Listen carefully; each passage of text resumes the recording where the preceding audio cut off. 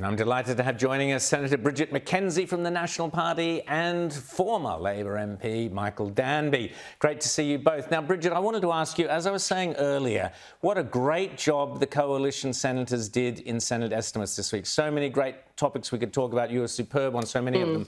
But I wanted to ask you specifically about defence and this idea that somehow we're going to have, I don't know, electric vehicle tanks, or we're going to have sustainable military equipment. This was just terrifying stuff. Tell me about it. Yeah, Rowan, I think right across the board, Liberal and National Party senators prosecuted a lot of topics against the government, and electric vehicles were one of them.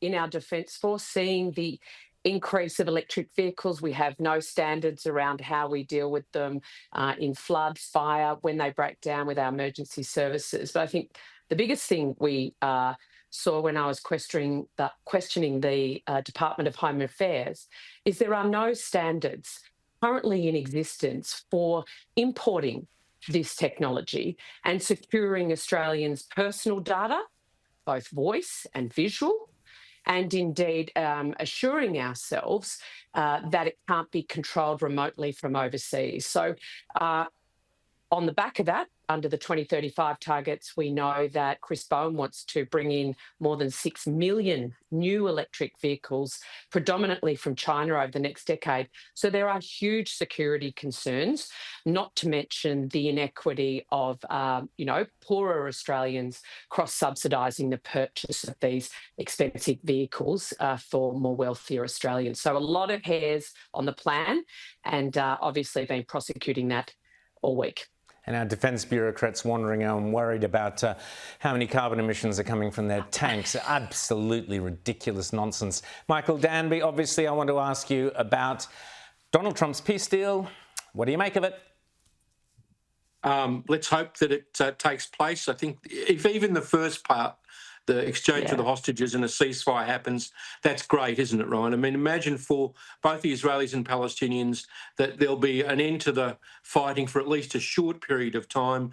And I don't care what people say. I'm not a fan of Donald Trump in all circumstances, but he probably does deserve the Nobel Prize if he manages to get this across the line. The key thing is him sitting like President of the United States should on satrapies of the United States like Qatar and a big bothersome Turkey, and forcing them to get their Hamas clients to do what the Americans want.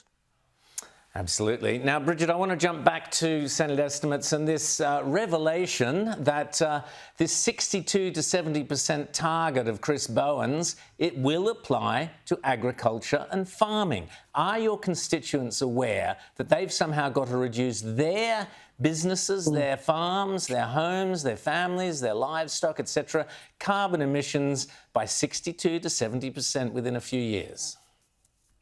No, they're not aware, in short, Rowan, and that's why this revelation was so compelling and egregious. We had the National Farmers Federation with this the week of this announcement saying, it's great that agriculture's got a carve out.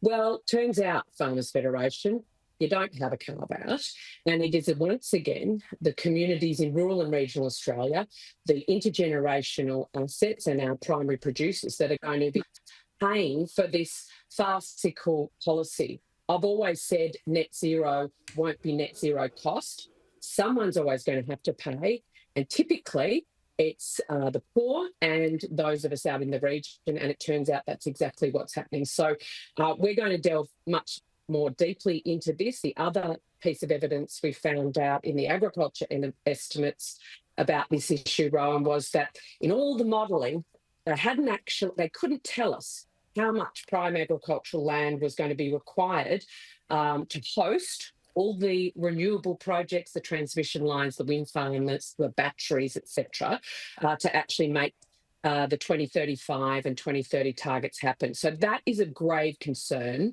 that the Federal Treasury hasn't even modelled what impact the rollout of this target is going to have on food production in an industry where we export 80% of it. It's a huge economic driver, and they haven't even done those basic numbers so that we can understand the impact. and therefore fight it. So a lot of hairs on it, as you know. Well, I just thought the coalition senators, thank goodness for the coalition senators, that's the opposition as far as I'm concerned. Michael Danby, I just want to, speaking of the Senate, this disgraceful comment from Larissa Waters, the head of the Greens last week. Have a quick listen.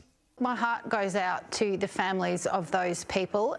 No violence anywhere is acceptable, and this is exactly why we need a resolution that is based on self-determination, and why Australia should have, 2 years ago, imposed serious sanctions on the Israeli government. So, Michael, Larissa Waters tried to blame Israel. Explain it to me. The Greens are both unethical and dumb. Israel's just about to sign a peace treaty, Larissa Waters. Have you heard of President Trump? The Greens live in a completely their own silo, and they're dumb, Rowan, because Bandt lost his seat because people even in the inner southeast of Melbourne, associated the Green political party with Gaza extremism. They were sick to death of these weekly demonstrations that paralysed our city, and the Greens paid the price for it. So let's hope that at the next federal election, the Greens will pay a further price for this dumb and unethical politics of Larissa Waters. And just very quickly, Bridget, 20 seconds, your comments on that? Oh, well, I couldn't agree with Michael more. The clear expectation by the US has led to a great peace deal, but the Greens showing themselves to be the extremists that they are. You couldn't get a more pro-Palestinian Australian government than under elbow, but she still chose to stick the boot in over the weekend for her own political purposes and further marginalising, I think, their base. Thank you so much. Bridget McKenzie and Michael Danby, great to chat to you both.